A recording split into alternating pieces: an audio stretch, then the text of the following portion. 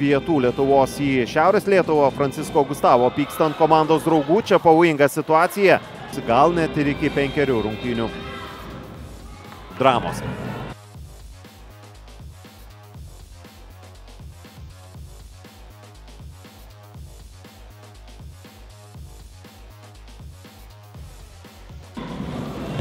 Kėlinys bent jau pirmosios 15 jo minučių, o dabar turime ir pirmąjį įvartį. Igoris Pelecki pasižymi ir veda į priekį Vilkaviškio Bruklino komandą.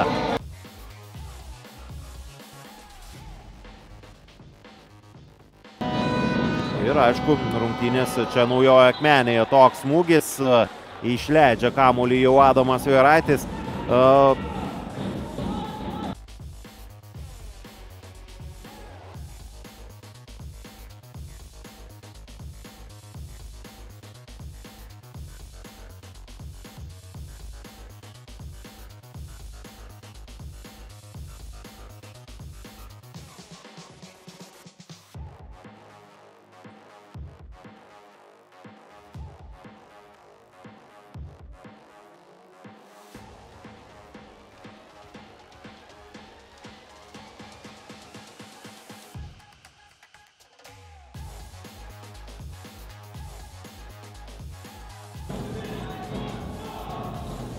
Ir dabar būtent Daunoravičius priekyje, Vitinjo 2-0 ir Bruklinas duria dar vieną durį varžovams ir tai yra skausmingas duris, kuris gali nulemti šias rungtynes.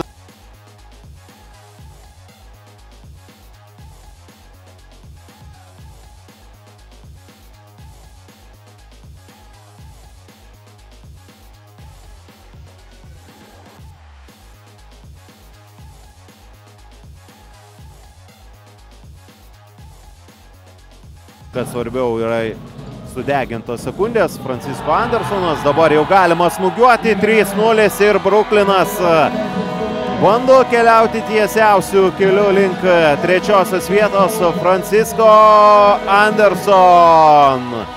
Didelis darbas padarytas, kiek tai buvo sunki ir svarbi pergalė tiek fiziškai, tiek morališkai. Manau, tokios pergalės tai čia ne tik komandai, bet visam miestui labai svarbiaus, ypatingai kai esi iš nedidelių miestų, kur, sakykime, to sporto nėra daug šakų ir tokiuose komandinėse užimti Lietuvos, kaip tokioje futsal A lygoje, 3. vietą, tai yra beproto aukštas ir geras pasiekimas. Manau, fiziškai tikrai esam labai išsekę, nenorėjom grįžti į Vilkaviškį ir pabaigti serijos, tai todėl ir tas moralinis toksai, kaip pasakyti, sunkumas visas nuslinko, kada laimėjom tas rungtynes. Apibendrinant sezoną, koks jis buvo jūsų komandai? Labai būtų sunku pasakyti, lyg ir šiek tiek tikėjomės aukštesnių laiptelių, bandėme užsikabinti už 2 vietos lentelėje, kad įgytume aikštelės pranašumą, bet paskui kada, sakykime, nenusisekė rungtynės ir šiek tiek iš lėto pradėjome kristi į duobę.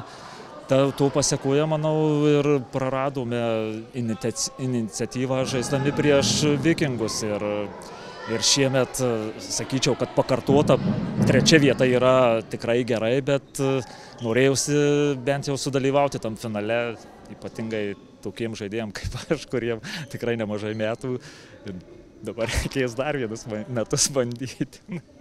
Ну, как и предполагалось, игра была такая напряженная, но перед матчем я увидел, кто будет обслуживать этот матч. Я предупредил своих ребят, что будет беспорядок в матче. В принципе, оно так и получилось.